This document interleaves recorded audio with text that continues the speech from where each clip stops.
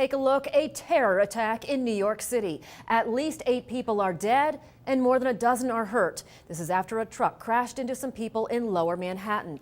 Police shot the driver as he tried to escape. We have live team coverage starting with KBOI2's Abigail Taylor. She's monitoring developments live. She's in our satellite center. Abigail. Natalie, just about a half hour ago, the mayor of New York City made a painful announcement. 8 people are dead in an act of terror. This is a look at the scene in Lower Manhattan. You can see a huge response from police right after the driver of the truck drove up on the bike path. Police are saying the victims were hit by a man driving a rented Home Depot truck. Many of the victims were on bikes at the time that they were hit. Pictures from the scene also show a heavily damaged school bus that the driver hit. Moments ago, police said 2 adults were hurt in that crash. 2 students were on the bus that were injured. Were not hurt. That driver tried to run from the scene after that, but a police officer shot him in the abdomen and took him into custody. In a news conference moments ago, the New York City Mayor Bill de Blasio said the city will move forward. This was an act of terror, and a particularly cowardly act of terror. We have been tested before as a city very near the site of today's tragedy, and New Yorkers do not give in the face of these kinds of actions.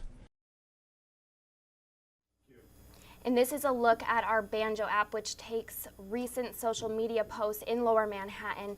Looks like they have a Halloween parade that's going to go on with increased security there to make sure nothing else comes about. And schools are still on lockdown according to this recent post. And I do want to mention that when that suspect was taken into custody, police did recover a pellet gun and a paintball gun from him. And again, the mayor mentioned earlier in that press conference that there's going to be an increased amount of security today, noting that today is Halloween in that area. And I'm going to stay right here in the satellite center and I'll break in with any new updates in this case. Natalie.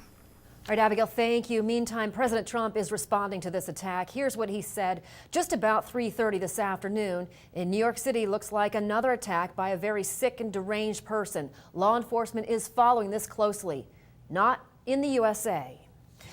There is a lot of reaction to this terror attack. Some of it is coming from witnesses. KBOI2's Sarah Jacobson continues our coverage. She's live in the newsroom with their point of view. Sarah. Natalie, students and witnesses started tweeting that they heard gunshots right after the attack. We now know that those gunshots may have come from police trying to fire at the suspect. Here's one witness describing the attack. It's 3 o'clock in the afternoon and I hear all the noise, and when I go back and I look, I see, a truck a few more blocks down going down the bike path. And for some reason I went that way. And when I went that way, I seen a couple of bodies laying right there in the bike path.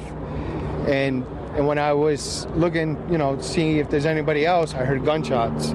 And there was about 9 or 10 gunshots going off, and I seen cops ducking down. A lot of police came running towards the way out where I was. They didn't know what was going on. They were confused just as much as I'm pretty sure everybody else was.